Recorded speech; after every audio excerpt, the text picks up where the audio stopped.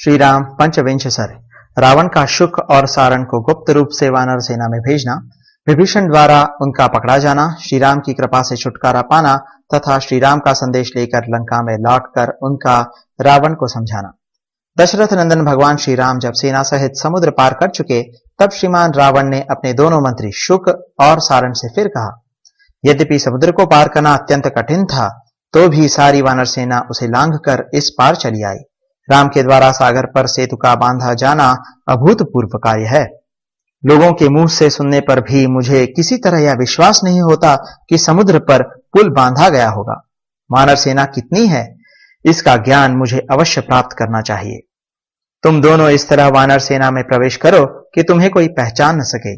वहां जाकर यह पता लगाओ कि वानरों की संख्या कितनी है, उनकी शक्ति कैसी है, उनमें मुख्य मुख्य वानर कौन कौन से हैं, श्री राम और सुग्रीव के मनोनुकूल मंत्री कौन कौन है, कौन कौन शूरवीर वानर सेना के आगे रहते हैं, अगाध जलराशि से भरे हुए समुद्र में वह पुल किस तरह बांधा गया, महामनस्वी वानरों की छावनी कैसे पड़ी है, श्री राम और वीर लक्ष्मण का निश्चय क्या है, वे क्या करना चाहते हैं, उनके बल पराक्रम कैसे हैं, उन दोनों के पास कौन कौन से अस्त्र शस्त्र हैं और उन महामना वानरों का प्रधान सेनापति कौन है। इन सब बातों की तुम लोग ठीक ठीक जानकारी प्राप्त करो और सबका यथार्थ ज्ञान हो जाने पर शीघ्र ही लौट आओ।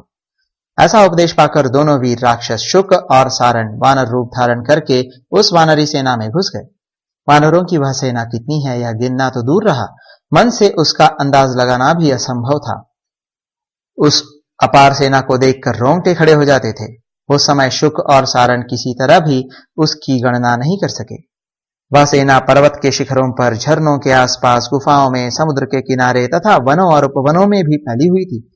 उसका कुछ भाग समुद्र पार कर रहा था, कुछ पार कर चुका था और कुछ सब प्रकार से समुद्र को पार करने की तैयारी में लगा था।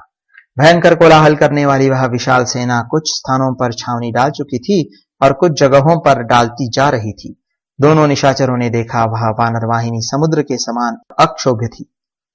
वानर वेश में छिपकर सेना का निरीक्षण करते हुए दोनों राक्षस शुक और सारण को महातेजस्वी विभीषण ने देखा।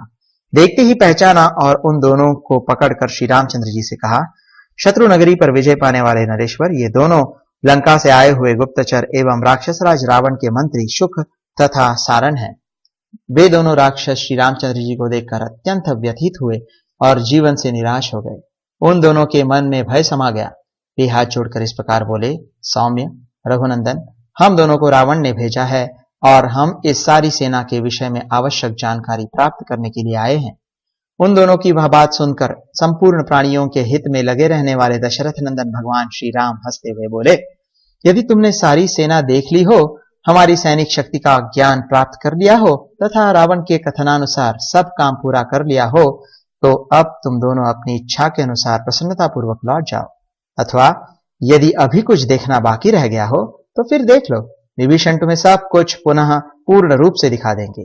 इस समय जो तुम पकड़ लिए गए हो, इससे तुम्हें अपने जीवन के विषय में कोई भय नहीं होना चाहिए, क्योंकि शस्त्रहीन अवस्था में पकड़े गए तुम दोनों दूत वध के योग्य नहीं हो।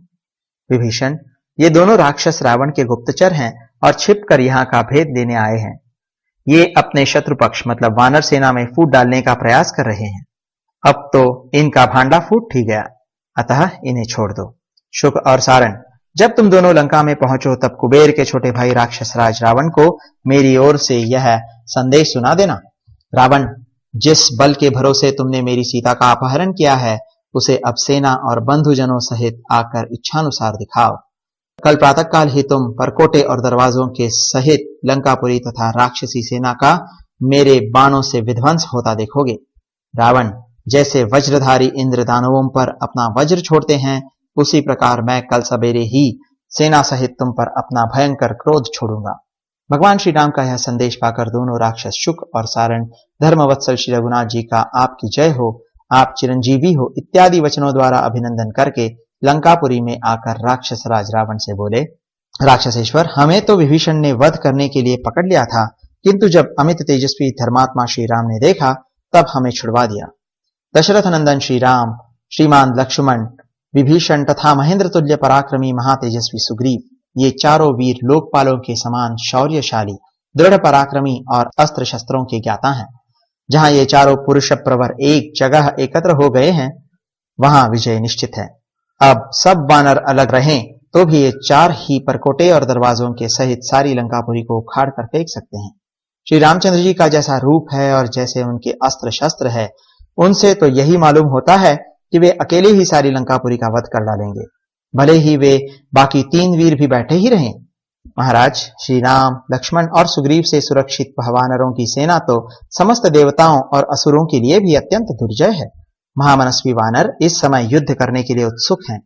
उनकी सेना के सभी वीर योद्धा बड़े प्रसन्न हैं, अतः उनके साथ विरोध करने से आपको कोई लाभ नहीं होगा। इसलिए संधि कर लीजिए और श्री रामचंद्र जी की सेवा में सीता को लौटा दीजिए। इस प्रकार श्री वाल्मीकि निर्मित आर्ष रामायण आदि काव्य के युद्ध कांड में 25वां सर्ग पूरा हुआ।